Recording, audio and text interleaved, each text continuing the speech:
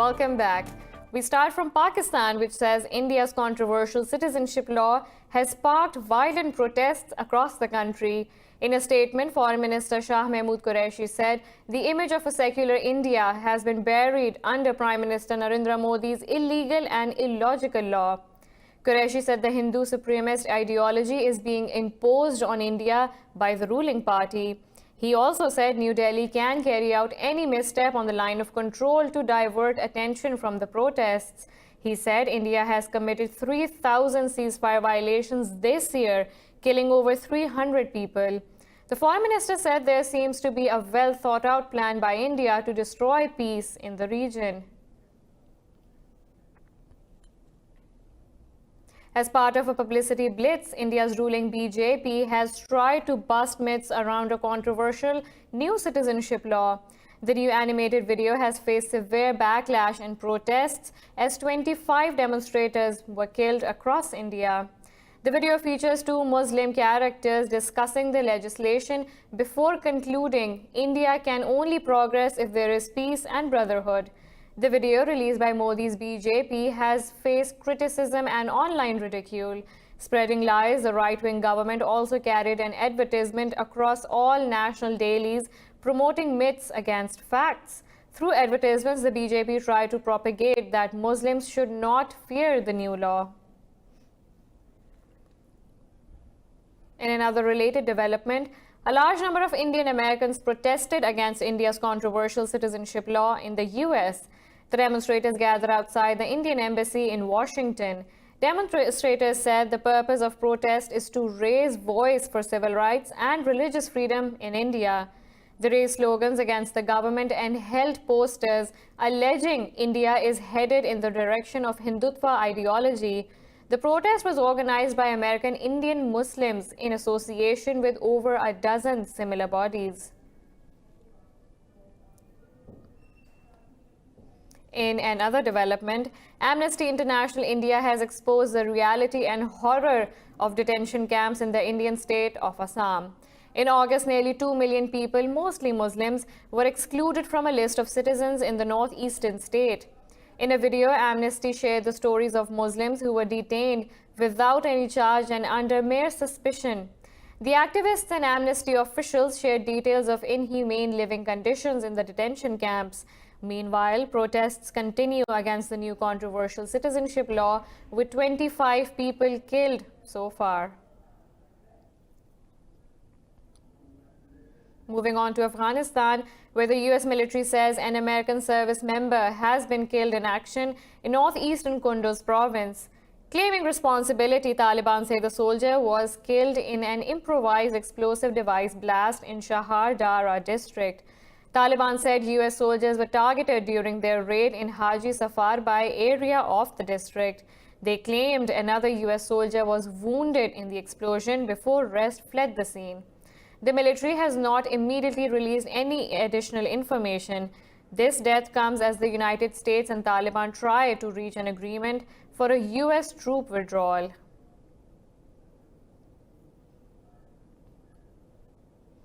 In Syria, the death toll of Russian airstrikes in the northwestern de-escalation zone of Idlib has risen to 9.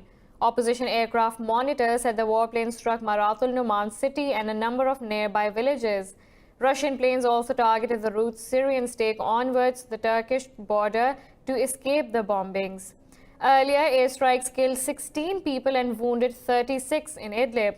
Over 1,300 civilians have been killed in the de-escalation zone despite the Ankara-Moscow deal.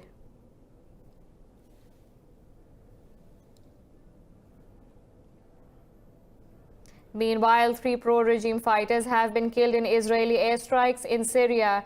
The Syrian Observatory for Human Rights says the attack hit Syrian regime and Iranian positions south of Damascus. Syrian state media said the missiles were launched from inside Israel to the suburb of Aqraba. It said it intercepted hostile missiles coming from the occupied territories. There was no immediate comment from Israel. Since the start of Syria's war, Israel has carried out hundreds of strikes on the country's territory against what it says are Iranian and Hezbollah targets. Turkey has vowed to increase military support to Libya's UN-backed government if necessary and evaluate all options.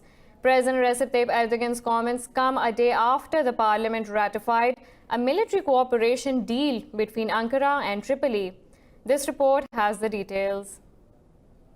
As violence escalates in Libya, the battle lines are hardening. The one country standing firmly behind Libya's UN-recognized government is Turkey. During a speech in Kocaeli, Erdogan made it clear that Ankara will not turn its back on Tripoli.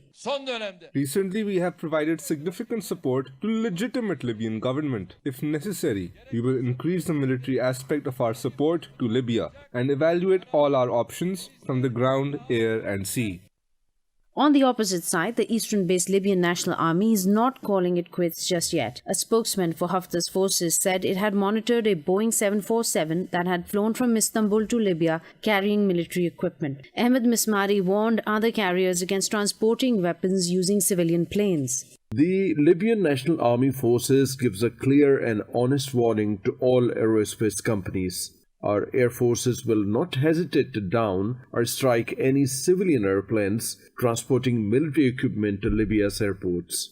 Meanwhile, Greece's Foreign Minister Nikos Dendias visited eastern part of Benghazi and met representatives of Khalifa Haftar's administration. However, Libyan Foreign Minister Mohammed Seala called on the US to take a clear stance regarding Haftar's offensive against Tripoli. Earlier, the US and Germany expressed concern about the growing involvement of mercenaries in Libya. More on talks and agreements. South Korean President Moon Jae-in says stalled denuclearization talks between the US and North Korea are not beneficial for Pyongyang. In a meeting with China's President Xi Jinping in Beijing, Moon said he hopes the two neighbors will cooperate more closely to help restart negotiations. President Xi said he would play a leading role in tandem with Moon to bring bilateral relations to a higher level. Moon stressed the need to prevent military tensions on the Korean peninsula from rising again. The South Korean president is visiting China for a trilateral meeting with Japanese Prime Minister Shinzo Abe and Chinese Premier Li Ka-shing. The meeting will be held tomorrow in China's southwestern city of Chengdu.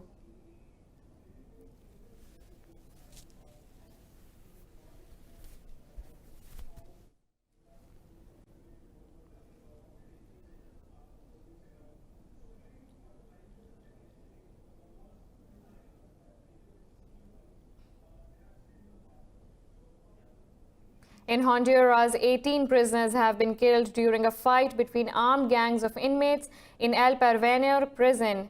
Officials say firearms, knives and machetes were used in the clashes.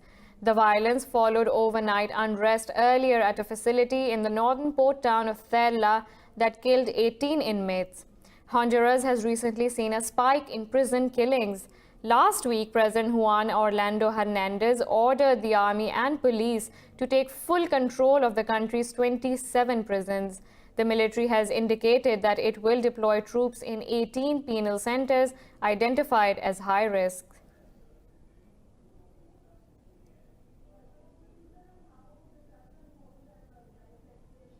In India, 9 people have been killed after a fire broke out at a warehouse in New Delhi. Police said 10 others have been injured in the blaze in Kerari area of the capital. It said all dead in the fire are from the same family. Officials said the fire broke out around midnight and the building had no fire equipment. They said the cause of the fire is not known yet, but it is suspected to be a gas cylinder blast. In the Philippines, 11 people have been killed and more than 300 hospitalized after drinking toxic coconut wine. Health officials say the poisoning in Laguna and Quezon provinces occurred as people drank lambanog. It is a popular drink consumed widely during holidays and celebrations. Unregulated production and sales of lambanog are common in the country.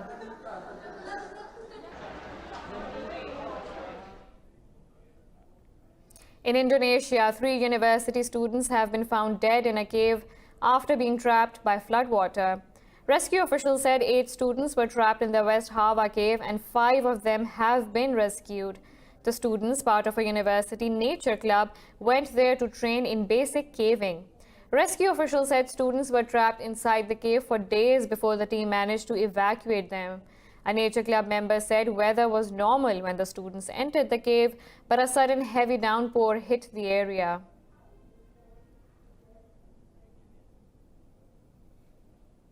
We have a lot more coming up right after this short break, so stay tuned.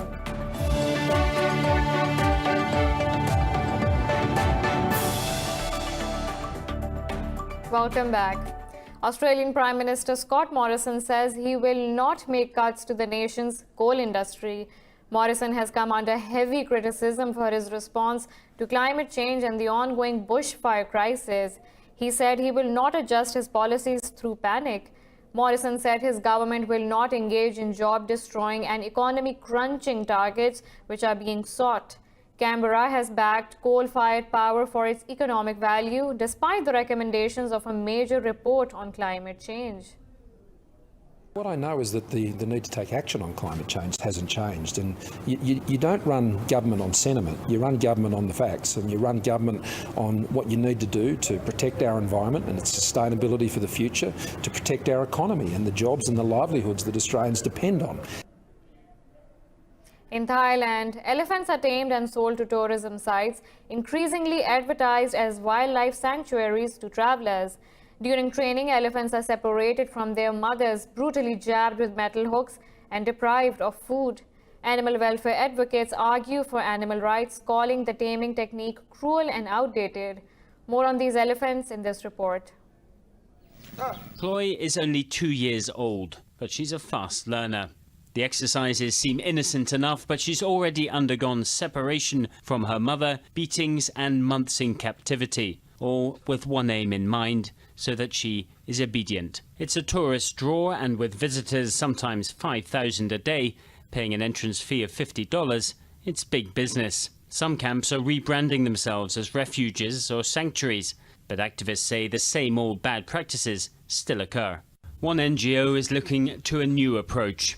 Here, tourists must stay at least 15 meters away from the animals, and there is strictly no touching. Our target is to return total freedom to the elephants, but we need to do this without causing problems to other communities living nearby. Mahouts remain a key factor here, but the hook is only used as a last resort. Elephants are safer, and also the tourists feel safer. Sometimes they feel stressed out when they see tourists, and as a result they can hurt the tourists. Ever since this program was implemented, they have become calmer. There are nearly 4,000 elephants in captivity in Thailand, and campaigners hope that one day the bullhook and cruelty will be things of the past.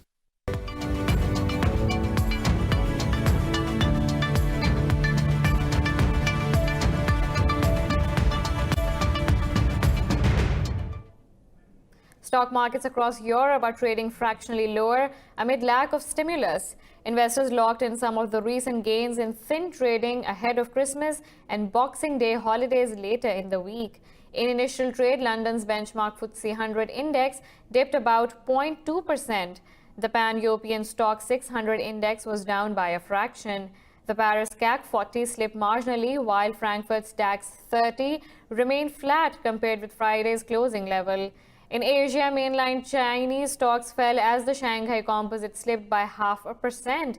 Hong Kong's Hang Seng Index is flat. Japan's Nikkei 225 is trading flat, and South Korea's Kospi has marginally declined. Meanwhile, oil prices have slipped as Brent crude is down to nearly $66 per barrel.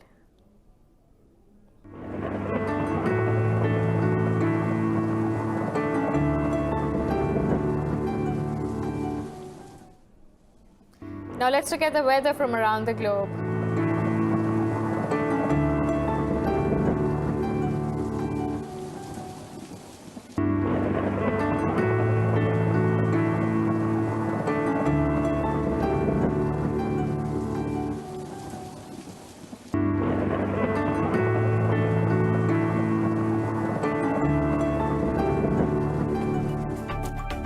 This is all for now. For the latest updates, you can follow us on social media at indus.news.